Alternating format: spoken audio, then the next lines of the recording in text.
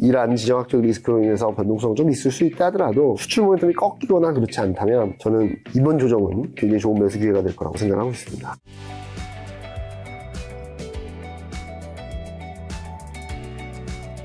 국내 모멘텀은 뭐가 있을까요, 또? 일단은 상법 개정이죠. 상법 개정. 네. 근데 에이 그거 끝났잖아 라고 하실 수 있는데 네. 상법 개정이 국회를 통과한 뒤에 정책 기대가 조금 정점을 통과하면서 금융주들이 좀 조정을 받았어요. 그렇죠. 근데 그렇다고 해서 끝난 건가? 아니죠. 여기 보시면은 자사주 의무 소각, 그러니까 1차, 2차, 3차 개정을 통해서 저희는 코리아 디스카운트가 계속 완화될 수 있다고 보고 있어요. 1차, 2차는 너무 오너나 뭐 대주주에 집중되었던 유리한 그림들을 좀 주주 친화 쪽으로 전환시키는 그런 계기가 되었다라고 생각하고 있고, 3차 개정안은 보시면은 신규 취득한 자사주는 1년 이내에 의무적으로 소각해야 되고, 그리고 예외적으로 하는 것은 임직원 보상, 스톡옵션 이런 것들은 되는 거고, 그리고 기존 보유하고 있던 것도 1년 반 내에 소각하라는 걸 했거든요. 그래서 저희가 보기에는 여러 가지 불합리한 것들을 차단을 하고 자사주 소각이라는 것들이 들어오게 된다면 실질적으로 유통주식수가 줄어들 수 있지 않을까라는 기대를 좀 하고 있습니다. 그래서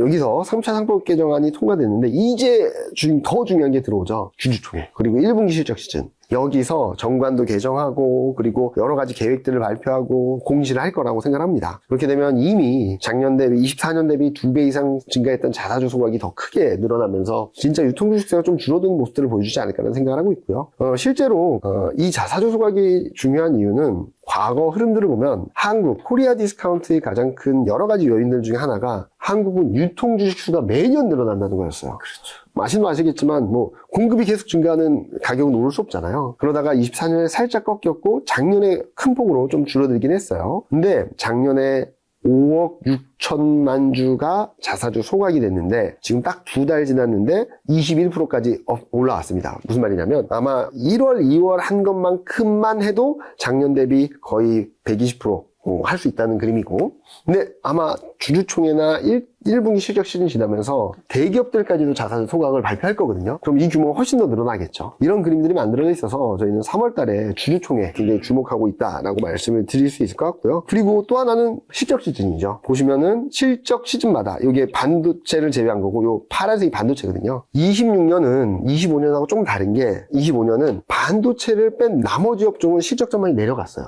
그러니까 반도체를 쏠릴 수밖에 없었는데 26년 1분기 연간 이익 전망을 보면은 전반적으로 다 올라오거든요. 물론 반도체가 훨씬 세지만 여기 보시면 반도체, 비철목재, 증권, 에너지, IT 하드, 은행, 소매유통 이런 애들이 실적 전망이 올라오고 있는데, 보시면은 실적 시즌 때마다 한 단계씩 계속 레벨업 됐거든요. 그래서 이번 26년 1분기 실적 시즌, 프리어닝 시즌인 3월 중순 이후부터는 또 한 번 전망치가 올라가지 않을까? 라는 생각을 하고 있습니다. 그러면은 12개월 선행 EPS도 올라가고 오히려 밸류에이션 매력은 더 커지는 그런 그림으로 생각을 하고 있어서 좀 긍정적으로 바라보자 라는 말씀드리고 있습니다. 좀 참고삼아 봐주시고요. 그래서 25년하고 26년이 다른 게 26년 1분기 영업이익 전망 변화율은 10개 업종이 상향 조정되고 있고 연간은 14개 업종이 상향 조정되고 있어요. 그래서 전반적으로 좀 탄탄한 그림이 만들어지고 있다라고 보고 있고요. 근데 왜 조정을 받냐? 실적 대비 주가 변화를 봤는데 저평가 영역에 있는 업종은 반도체, 비철목재, 미디어 교육, 소프트웨어, 필수소비재 이런 정도밖에 없었어요.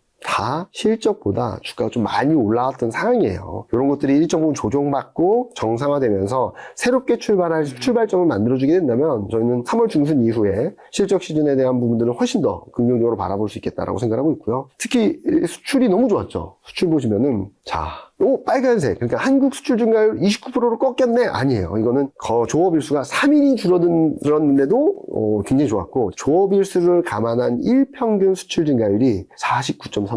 어마어마하죠. 그리고 2월달 일평균 수출 금액이 35.5억 달러인데 사상 최대입니다. 뭐가 좋았나? 컴퓨터, 반도체, 선박, 무선통신기기, 바이오헬스. 일평균 수출로 보면 더 뚜렷한데 컴퓨터가 전년 대비 272% 늘었고 반도체가 2배 늘었어요. 자, 이제 중요한 거는 아까 말씀드렸던 이런 모멘텀이 꺾이는지 여부를 좀 지켜보려면, 자, 전년 대비 변화율도 좋긴 하지만 이제부터는 반도체 업종이나 컴퓨터 업종의 전월 대비 변화율도 봐야 돼요. 왜냐면 이렇게 올라가는 과정에서 전월 대비 증가율이 꺾였다는 얘기는 전번 달보다 이번 달 매출이 줄어들 수 있다는 얘기거든요. 그래서 월간으로 봤을 때 이 전월 대비 변화율이 마이너스로 가는지 여부가 좀 중요한데, 일평균 수출로 보면 엄청 많은 10개 업종, 10개 산업이 수출이 늘었다고 보시면 될 것 같고요. 전월 대비로도 다 늘었다. 굉장히 좋은 모습이다라고 생각하고 있습니다. 국가별로 보면 어마어마하죠. 일평균 수출 보면 중국이 55%. 이거 전적으로 반도체입니다. 아세안 뭐 다 50%, 40%인데 여기 좀 디테일해 보시면 미국, 중국 수출의 반도체 141% 늘었고 컴퓨터가 116% 늘었어요. 미국도 341%, 327%, 일본도 172%, EU도 307%, 아세안도 116%. 반도체 휩쓰네요. 네. 이런 상황에서 네. 갑자기 막 반도체가 무너지고 추세가 꺾이고 그럴 일은 없다라는 거죠. 오히려 더 상승 모멘텀 더 단단해지고 있다, 더 강해지고 있다라고 보는 게 맞을 것 같아요. 그래서 제가 자꾸 말씀드리지만 이러한 지정학적 리스크로 인해서 변동성 좀 있을 수 있다 하더라도 수출 모멘텀이 꺾이거나 그렇지 않다면 저는 이번 조정은 굉장히 좋은 매수 기회가 될 거라고 생각하고 있습니다. 굉장히 좋게 얘기해 주셨지만 외국인은 그럼 왜 이렇게 파는 거죠? 이유가 있을 텐데. 이것도 오해가 많아요. 네. 오해가 많은데 다들 걱정하시더라고요. 21년에도 이랬어. 외국인이 와장창 팔아서 네. 개인 투자자들이 다 그거 받아서 결국 시장 무너졌어. 재밌는 그림 하나 보여드리면 많이 파는 거 맞아요. 많이 파는 거 맞는데 자, 파란색이 외국인 지분율, 보유 비중이에요. 지금 어떤가 보시죠. 올라가고 있는데요. 이렇게 팔아도 올라가요. 그만큼 올랐다는 건가요, 주가가? 그리고 외국인 입장에서 이렇게 파는 이유는 리밸런싱이라고 생각하고 있어요. 자, 한국 증시가 많이 오르면 좋잖아요. 네. 근데 글로벌 포트폴리오 하는 입장에서 한국 증시가 많이 올라와서 오버웨이 폭이 너무 커지면 어떤 상황이 발생하죠? 한국 증시가 꺾이면 리스크 노출도 확 높아지는 거잖아요. 그래서 외국인은 국가별에 있어서도 업종별에 있어서도 많이 오른 것 좀 줄이고 덜 오른 것들을 사는 과정인 것 같아요. 그래서 지금 보시면은 외국인이 이렇게 팔아도 코스피가 더 많이 올라서 네. 외국인 보유 비중이 계속 늘어나고 있습니다. 반대로 이때는 어땠냐면 외국인이 그냥 지분을 줄여버렸어요. 21년 초부터. 그러니까 한국을 떠났다는 게 맞겠죠. 21년에는. 근데 지금은 한국이 너무 빨리 올라서 오버웨이 폭이 너무 커지니까 그거를 줄이는 작업이 있다. 근데 줄여도 또 올라가니까 많이 판 것처럼 보이지만 한국 시장을 떠나는 건 절대 아니다라고 보시면 될 것 같아요. 그래서 반도체에 집중돼 있죠, 매도가. 또 하나 보여드리면, 자, 이 재밌는 거 보여드리면, 업종에서도 그게 뚜렷하거든요. 1월 달에 가장 많이 오른 게 자동차하고 반도체였잖아요. 1월 달에 반도체하고 자동차에서 10조 9천억을 팔았거든요. 근데 22개 업종에서 12조 8천억을 샀어요. 많이 오른 데서 비중을 줄이고, 덜 오른 데서 비중을 채웠죠. 그렇게 보시면 돼요. 그러니까 시장 떠나는 게 아니라 리밸런싱 하는 거다. 그리고 2월 달도 보여드릴게요. 2월 달에도 반도체 어마어마하게 올랐죠. 증권 많이 올랐죠. 은행 많이 올랐죠. 방산 많이 올랐죠. 보험 많이 올랐죠. 자동차도 많이 올랐고 통신도 많이 올랐거든요. 그러니까 많이 오른 쪽에서 비중을 줄이고 덜 오른 2차전지, 기계, 제약바이오, IT가전, 화장품, 에너지 운송 얘네들을 채워넣는 과정이었지 한국을 파는 건 아니다. 라고 생각을 해주시면 좋을 것 같아요. 그래서 많은 분들이 걱정을 하시긴 하는데 저희는 리밸런싱 과정이지 한국을 떠난 거 아니다. 한국을 떠날 외국인이면 이것도 다 팔아야겠죠. 그러니까 너무 걱정하지 말자라는 말씀을 드리고 있고요. 또 하나 보여드릴 것은 오늘도 대규모 순매도가 나와서 네. 10일도 20일도 이제 매도 클라이막스 권으로 들어갈 거라고 생각하고 있습니다. 즉 더 매도가 강해지긴 좀 어렵다. 요 정도까지 내려갈 수 있겠지만 더 강한 매도가 나오긴 아닐 거다라고 생각하고 있고 반도체 또한 오늘도 뭐 엄청나게 팔았겠죠. 매도 클라이막스 권역에 있어서 1, 2주 내에 좀 네. 정상화되지 않을까라는 생각을 하고 있습니다. 그리고 대표적인 케이스가 자동차인데 자동차 1월 달에 어마어마하게 팔았거든요. 그래서 코로나 때보다 매도 강도가 더 셌어요. 그 뒤에 매수 전환하고 있는 모습들을 보여주고 있어서 앞서 말씀드렸던 매도 클라이막스를 지난 뒤에는 올라올 것이고 또 하나 봐야 될 것은 지금은 조금 부담스러운데 외국인 선물 계약수예요, 계약수. 여기만 오면은 반등을 했었는데 아마 3월 12일이 또 쿼드러플 유칭데이거든요. 이때까지 좀 등락은 있겠지만 선물 매도도 어느 정도 정점에 와 있어서 저희가 보기에는 여기서 대규모 매도가 좀 더 이어진다 한다면 바닥권으로 들어가지 않을까라는 생각을 하고 있고 또 중요한 거는 원달러 환율이죠. 원달러 환율이 1420원대까지 갔다가 또 1460원대까지 올라서 또 이런 것들이 불안정한데 저희가 생각하기에는 맥스 1480원을 넘지 못한다라고 보고 있어서 여기서 다시 내려가는 그림이라면 외국인 수급도 좀 안정을 찾아갈 거다. 수급 물량 소화는 어느 정도 됐고 주가 레벨도 많이 떨어졌고 하게 된다면 충분히 매수 전환할 여지가 더 커졌다라고 생각하고 있습니다. 자, 그러면 뭐 현재 시점에서 가장 주목해야 할 업종은 지금은 이제 어디를 봐야 하는 걸까요? 뭐 역시 뭐 아까 이제 좋았던 반도체 컴퓨터인가요? 일단은 네. 단기적으로는 아까 보여드렸던 이번 상승 국면에서 많이 못 오른 애들, 호텔 레저, 필수소비재, 화장품, 제약바이오, 인터넷, 미디어 교육, 이런 애들 네. 지켜봐야 되지 않을까라는 생각을 하고 있고, 여기 수익률이 어마어마하죠. 반도체, 자동차, 증권은 지금 일부 조정이 있긴 하지만 어느 정도 등락이 있게 된다면 사들어가도 되는데, 지금 바라볼 때는 이쪽이 아닐까라는 생각을 하고 있어서 지금은 강한 업종들은 조금 더 지켜보고 아직 못 올라갔던 애들을 좀 지금에서 봐야 될 때가 아닌가라는 생각을 하고 있습니다. 특히 실적 대비 저평가되어 있고 최근까지 소외되었던 업종들 보면 소프트웨어, 제약바이오, 조선, 비철, 화장품 의류, 필수소비재, 미디어 교육, 호텔 레저, 유틸리티. 내수주가 좀 많죠. 여기 성장주가 있고. 근데 여기 보시면은 소프트웨어는 최근 매수 전환하는 조짐이었고, 제약바이오는 계속 외국인이 샀고요. 조선도 샀고, 비철 목재 샀고, 화장품 의류 샀고, 필수소비재만 살짝 꺾였고, 미디어 교육 계속 샀고, 호텔 레저 계속 샀습니다. 이런 그림이 나타나고 있어서 지금 시점에는 성장주랑 좀 내수주를 좀 지켜봐야 된다고 생각하고 있습니다. 성장주는 왜 주목해야 되는 거죠? 일단은 이번 이란 사태가 장기화되면 문제가 생길 수 있어요. 근데 아직까지는 채권 금리가 4%, 미국 기준으로 봤을 때 4% 초반에 머물러 있거든요. 저희가 생각하기에는 이번 이란 사태가 좀 진정되고 물가 안정 이런 것들이 또 확인되게 된다면 4% 밑으로 떨어질 수 있다고 보고 있거든요. 그러면 국내 채권 금리도 떨어지겠죠. 이런 금리들이 나왔을 때 성장주가, 그동안 부진했던 성장주가 주목을 받을 수 있는데, 일단 인터넷을 보시면은 6개월간의 박스권에서 벗어나는 조짐입니다. 물론 오늘 빠져서 단기적으로는 40일, 51선이 위치한 1200선에서 왔다 갔다 할 수 있겠죠. 그렇지만 과거 평균 대비 밸류에이션은 굉장히 낮은 수준이고요. 이익은 작년 4분기를 저점으로 계속 치고 올라가는 그림이 나오고 있어요. 그래서 단기 변동성이 있다면 여기 이쯤 1200선 전후에서는 좀 비중을 늘려가도 되지 않을까라는 생각을 하고 있고요. 그렇게 되면 여기 1580선까지도 열려있다라고 생각하고 있습니다. 1200에서 1580은 꽤 수익률이 괜찮겠죠. 그리고 제약바이오도 계단식 상승을 하지만 답답합니다. 답답해요. 한 3개월 박스권 레벨업, 3개월 박스권 레벨업, 3개월 박스권인데 오늘 또 흔들리긴 했지만 좀 전저점 수준에서는 충분히 매력적이다. 제약바이오 레벨 자체, 밸류에이션 레벨 자체는 좀 높은 수준인데 과거 평균 대비 저평가되어 있고 작년 4분기를 저점으로 또 이익이 올라가는 그림이라서 채권 금리가 좀 안정되면 좀 괜찮은 흐름, 그동안의 부진에서 좀 벗어날 수 있는 흐름이라서 좀 길게 봤을 때도 저는 인터넷하고 제약바이오는 다음 사이클에서 좀 주목해야 될 업종으로 생각을 하고 있습니다. 오늘 또 조선과 비철 금속이 나름 선방했는데 앞으로 더 오를 수 있는 건가요?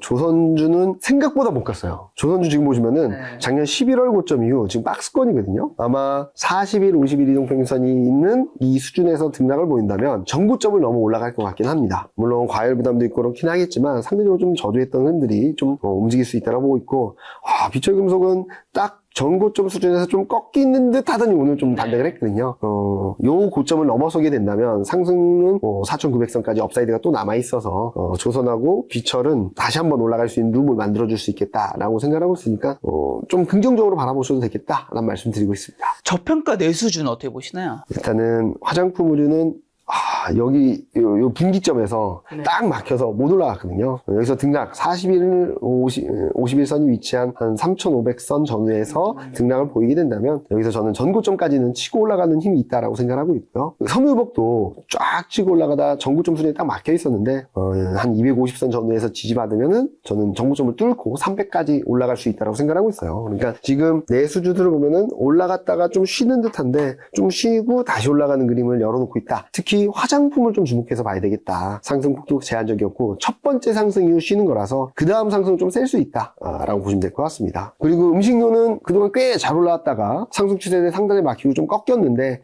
4,600선 전후에서 지지력 테스트가 있다면 좀 업사이드 다시 한번 보지 않을까, 저거 좀 뚫고 올라가지 않을까 생각을 하고 있고, K 컨텐츠가 생각보다 많이 못 갔어요. 이때 고점 이후 계속 옆으로만 등락을 보이고 있는데 한 201선이 위치한 2,100선 전후에서 지지력만 확인하면 저는 전고점 뚫고 이때 한 25년 6월 고점인 2,400선까지는 열려있다고 보고 있어서 전반적으로 내수주들은 좀 등락은 있겠지만 업사이드를 좀 볼 수 있겠다라고 생각을 하고 있습니다. 여행 레저도 비슷한 그림이죠. 쭉 치고 올라갔다가 좀 꺾였는데 여기서 3,500선 전후에서 지지력 테스트가 있다면 전고점 3,900, 4,000선 여기까지 열려있다라고 보겠습니다. 오늘 유틸리티가 좀 많이 빠지긴 했는데요.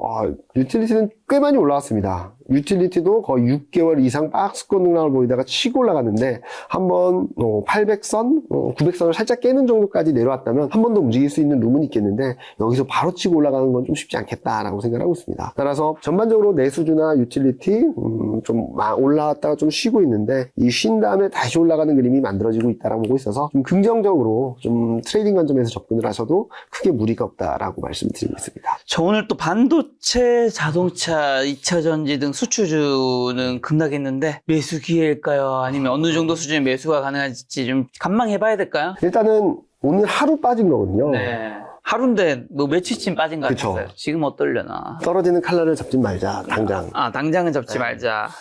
아마 오늘 급락으로 반도체가 19만 원 선까지 갔나요? 삼성전자 약간 회복해서 마이너스 9.7%, 사이스캐니스 마이너스 10%, 오늘 마이너스 12%까지 갔었네요. 네. 삼성전자는 마이너스 12%. 참담하네요. 제가 삼성전자 주주로서. 제가 뭐 전쟁을 막을 수도 없고. 저는 좀 매수 기회라고 생각하고 있습니다. 근데 지금 당장보다는 조금 열어놓고 보자라고 말씀드리고 싶은데요. 일단은 뭐 17만원, 18만원 선, 15일, 21선을 최근 지키고 있었기 때문에 15일, 21선을 좀 보면 좋을 것 같은데 저는 16만원 선대 들어오면 굉장히 좋은 매수 기회라고 생각하고 있어요. 삼성전자 16만 원이요? 네. 지금부터 도대체 얼마나 떨어져야 되는 거죠? 거기까지는 안 갈 것 같은데 왜냐면은 진짜 근데 그동안 많이 오르긴 했네요. 그래도 지금 19만 6천 원인 거니까. 25년 1월 달에 얼마였는지 아세요? 25년 1월이요? 5만 원이죠. 네, 4만 8천까지 갔습니다. 그때 제가 사셔야죠 그랬다가 욕 많이 먹었거든요. 네. 몇 배요? 4배 이상 올랐어요. 그러면은 어느 정도 조정이 있고 가야 되는데 이런 조정이 있을 수도 있어요. 그러니까 낙폭은 제한적인데 네. 지금 41, 51선 워낙 빠르게 올라오고 있거든요. 네. 그래서 얼마 전만 하더라도 41, 51선이 10만 원대였는데 지금 16만 원 선이에요. 그래서 이게 더 올라오면 17만, 18만 원이 될 텐데 이 정도 레벨이면은 저는 봐야 되겠다. 그러니까 다른 거 보지 마시고 21선하고 41, 51선을 그어 놓으시고 21선에서 1차 매수, 41, 51선 근접할 때마다 매수 비중을 늘려가시면 좋겠다라고 생각하고 있고 하이닉스도 마찬가지죠. 닉스도 마찬가지인데 지금 110만 원까지 갔다가 좀 꺾였는데 80만 원대까지 열렸는데 이것도 빠르게 올라오고 있어요. 그래서 등락이 있으면서 얘가 올라오면서 41, 51선 지지받으면 충분히 사도 되는 구간이다 라고 생각하고 있습니다. 그리고 자동차 쫙 치고 올라갔다가 푹 꺼졌는데 지금 이쪽도 41, 51선이 한 3,000선 정도인데 이것도 빠르게 올라오고 있거든요. 그래서 3,100, 200 선이라면 충분히 매수할 수 있는 영역이다 라고 생각하고 있습니다. 그리고 2차 전지도 알게 모르게 꽤 올라왔습니다. 알게 모르게 꽤 올라왔다가 좀 푹 꺼졌는데 41, 51선이 3,500선 전후거든요. 이게 올라오게 되면 3,600 정도 되겠죠. 그 정도 레벨이면 저는 다시 한번 매수할 수 있는 기회다라고 생각하고 있어서 지금 하루 빠져서 좀 충격이 크긴 하지만 이렇게 푹 꺼졌다가 반등했다가 또 이렇게 한번 밀릴 수 있거든요. 이때 잘 잡으시면 또 매수 기회가 되지 않을까라는 생각을 하고 있으니까 너무 걱정하지 말자. 매수 기회다라고 생각하고 있습니다. 이번 주는 만회했다가 또 밀리고 이런 그림이라고 생각하고 있어요. 중요한 것 중에 하나는 분위기 반전의 포인트를 볼 때는 외국인 선물 매매를 보시면 좋을 것 같아요. 그게 좀 단기 흐름이기도 하고 네. 좀 선행성을 보여왔거든요. 그래서 외국인 선물 쪽에서 매수 전환이 나오면은 좀 빠르게 회복을 할 수 있겠죠. 오늘도 장 초반에 낙폭을 좀 만회했던 거는 기관 쪽에서 매수가 들어오면서 만회했다가 좀 네. 꺾인 그림이었는데 기관 또는 외국인 선물 매매 요거를 좀 포인트로 잡고 보시면 좋을 것 같다는 생각을 하고 있고요. 여기서 더 밀린다고 하더라도 조정이지 네. 추세 하락, 추세 반전은 아닙니다. 그러니까 너무 걱정하지 말자. 또 다른 매수 기회다라고 생각을 해주시면 그럼 좋을 이제 것 같습니다. 조정될 때마다 조금씩 이제 분할 매수해서 들어가는 거는 괜찮은 건가요? 저는 적극 권장하죠. 저는 저번에도 말씀드렸었던 건데 피라미딩 전략이라고 말씀드렸잖아요. 네. 만약에 주식 비중이 별로 없고 현금 비중이 많으신 분들은 지금 가격대부터 사들어가는 거죠. 지금 가격대에서 1,000만 원 있으면 50만 원. 여기서 또 밀려요. 그러면은 100만 원, 또 밀려요. 150만 원, 또 밀려요. 300만 원. 이렇게 해서 좀 피라미딩 전략을 가져가시면 좋을 것 같은데 왜 그렇게 말씀드리냐면 자, 분할 매수 하시죠? 라고 하면은 이렇게 떨어지는 구간에서 겁을 먹어요. 그렇죠. 전문가들도 그렇습니다. 진짜 실제 사는데 10만 원 하는 주식이 막 너무 올라가니까 툭 꺾였어요. 자, 우리 9만 원에 사자. 네. 갑자기 두두둑 하더니 9만 1,000원이 됐어요. 그치? 8만 원에 사자. 또 두두둑 하면 8만 2천 원 막 이렇게 왔어요. 다 왔어요. 아니야, 7만 원에 사자. 그래서 이 종목이 7만 5천 원 찍고 날라갔어요. 한 개도 못 샀어요. 그래서 좀 기계적이라도 이렇게 좀 아까 말씀드렸던 21선, 네. 51선 놓고 여기에서 이렇게 배분을 해서 피라미드 전략으로 매수해 나가시면 나름대로 낮은 가격에서 좀 비중을 많이 확보할 수 있지 않을까 하는 생각을 하고 있습니다. 자, 오늘 급등한 방산의 운송주 추격 매수해도 되는 건가요? 이거는 앞에 거보다 더 사는 게 좀 주저하게 되는데요. 저는 좀 조심하자 말씀드리고 싶어요. 앞서도 말씀드렸지만 지금 방산은 실적이 많이 못 올라오고 있어요. 밸류에이션 부담도 커졌고 지금 방산을 보시면은 고점 찍고 조정, 고점 찍고 조정, 고점 찍고 조정, 고점 찍고 조정, 고점 찍었거든요. 근데 이번 사태로 팡 튀었죠. 팍 튀어버렸죠. 그렇다 하더라도 저는 추격 매수는 조금 부담스럽다. 어쩌면은 여기 하락 다이버전스가 나오면서 좀 힘이 약해지고 있다는 시그널들이 나오고 있어서 조금은 조심하자는 말씀드리고 있고요. 운송은 지금 보시면은 운송도 거의 6개월 이상 박스권 등락을 보이다 한 번 움직인 거거든요. 운송이 막 튀어서 역사적 고점을 가고 있는데 저는 밀리면 조금씩 사도 되겠다라고 하는데 지금 상황에서 추격 매수하기는 좀 부담스럽다라고 생각하고 있습니다. 이게 1100이었던 게 1200이었던 게 지금 단숨에 1700까지 온 거거든요. 상승폭이 워낙 크다. 네. 지금 추격 매수는 좀 부담스럽다라는 말씀을 드리고 싶습니다. 지금 오히려 성장주랑 내수주 사시고 반도체, 자동차, 2차 전지는 좀 더 밀리면 좀 사들어 가시고 이렇게 매매를 하시면 좋지 않을까 생각하고 있습니다. 자, 성장주와 내수주 이제 뭘 사야 되는지 마지막 한번 오늘 이야기 정리해 주신다면요. 섹터 어디였죠? 일단 성장주부터 말씀드리면 인터넷하고 제약바이오 좀 긍정적으로 보고 있고요. 그리고 화장품, 섬유유보, 그리고 음식료, K 컨텐츠, 여기에는 뭐 엔터도 있고 드라마 제작사들도 있어요.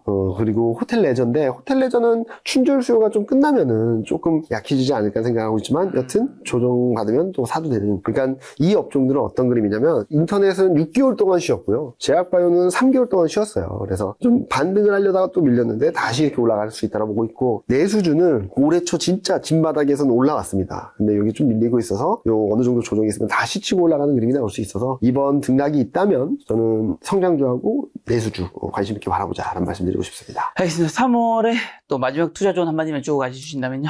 너무 세게 올라올 때도 걱정되더니 또 한번 추정이니까 또 이래저래 걱정이 많은 것 같아요. 그러니까요. 근데 핵심은 왜 올라왔냐가 중요합니다. 통화정책이 좋아서 이런 것들로 올라온 게 아니라 지금은 전형적인 정책 장세, 실적 장세거든요. 정책은 더 강해질 겁니다.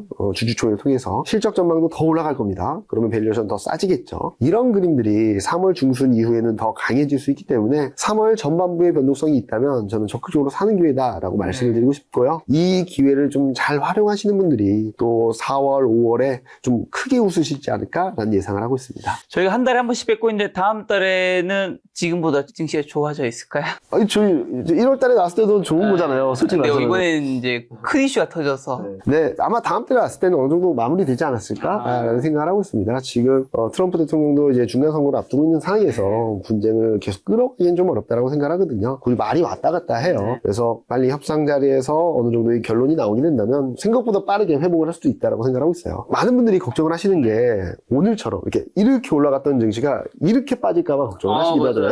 그런 일은 없어요. 왜 그러냐면 이렇게 올라가던 증시의 힘이 왜 이렇게 되냐면 상승의 힘이 세다라는 거예요. 엄청나게 세다라는 거죠. 그래서 조정받을 때도 격하게 조정받을 수 있지만 또 이렇게 날아갈 거예요. 그러다가 문제는 언제냐면 21년 흐름을 잘 보시면 돼요. 21년 흐름을 잘 보시면 이렇게 올라가던 증시가 급등락이 있은 뒤에 하락 반전하는 데까지 6개월이 걸렸습니다. 왜? 상승의 힘이 워낙 세니까. 이거를 매도의 힘이 누르는 데까지 시간이 걸리거든요.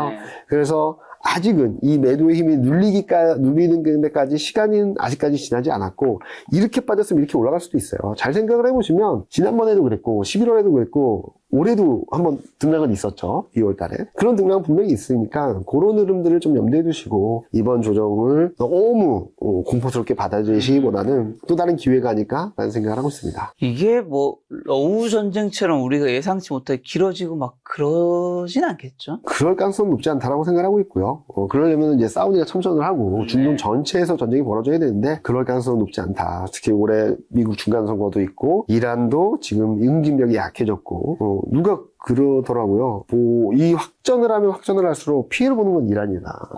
그 얘기 하더라고요. 네, 그렇기 때문에 이란도 어느 정도 수습을 하고 전국 주요 지도자들이 사망을 했기 때문에 수습을 하고 그 과정에서 발언은 셀 수 있어도 물밑에서의 협상 테이블은 마련되지 않을까라는 예상을 하고 있습니다. 아무쪼록 전쟁이 잘 마무리되어서 우리 모두가 좀 마음의 편안을 가졌으면 좋겠다 생각되었습니다. 다음 달에 또 부장님과 좋은 얘기 한번 만들어 보도록 하겠습니다. 오늘 만난 손님이 이경민 부장님이었습니다. 지금까지 소중한 시간 함께해 주셔서 정말 감사합니다. 오늘도 김 작가였습니다. 고생 많으셨습니다. 감사합니다.